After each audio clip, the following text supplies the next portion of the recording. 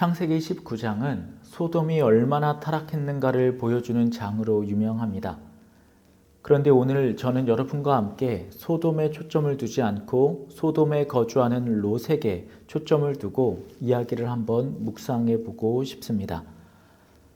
아브라함을 떠난 두 명의 천사가 소돔에 이르자 롯이 그들을 맞이해 줍니다. 아브라함이 했던 것처럼 그들을 극진하게 대접해 주지요. 여기에서 우리는 알 수 있는 것이 있습니다. 롯이 천사들을 알아봤다는 것입니다. 아브라함이 가지고 있는 신앙의 흔적이 롯에게도 있었다는 사실을 우리는 깨닫게 되는 것이죠. 그런데 여기에서 문제가 발생합니다. 소돔의 사람들이 두 천사와 상관하겠다고 몰려든 것입니다. 그러자 롯이 그 중간에 나와서 소돔 사람들과 천사 사이를 중재하려고 합니다. 자신이 가지고 있는 힘과 권세와 능력으로 이것을 능히 할 수 있다고 믿었던 것 같습니다. 왜냐하면 19장 1절에 보면 롯이 소돔 성문에 앉아 있었다라고 표현되어 있었기 때문입니다. 고대 사회에 성문에 앉아 있는 사람들은 힘 있는 사람들, 권력자들입니다. 그들이 거기에 앉아서 롯을 바라보며 롯이 힘 있는 사람이라는 것을 몰랐을 리가 없습니다.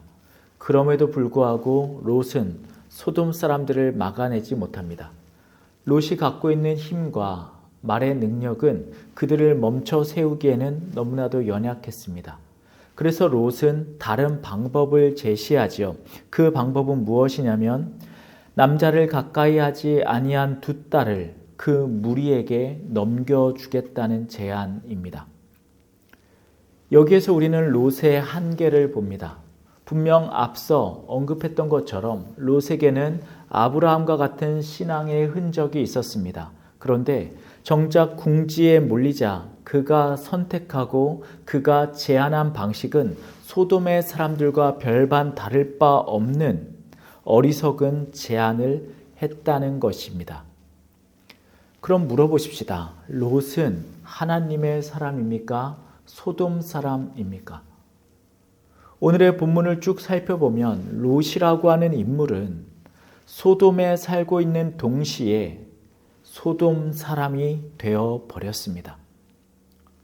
우리가 살고 있는 이 세상은 소돔과 다를 바가 없을 것입니다. 그런데 중요한 것은 우리가 비록 소돔에 살고 있을지라도 우리가 하나님의 자녀로 남아 있어야 하는 정체성에 있는 것이겠죠. 우리는 롯의 모습을 바라보며 우리를 투영해야겠습니다. 우리 역시 소돔에 살면서 삶의 궁지, 삶의 어려운 일에 닥쳤을 때 소돔 사람처럼 생각하고 행동하고 있지 않은지를 돌아봐야 할 것입니다. 우리는 가나안 사람입니다. 하나님 나라의 사람입니다. 하나님의 친구요, 하나님의 자녀입니다. 우리의 육신이 비록 소돔 같은 이 땅을 살고 있을지라도 우리의 정체성은 여전히 하나님의 사람이요, 하나님의 친구요, 하나님의 백성입니다.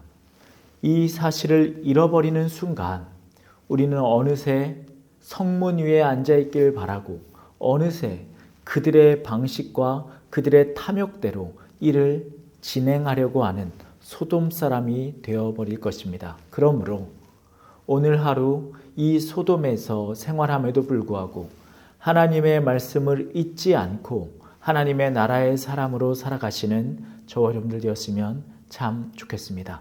기도하시겠습니다.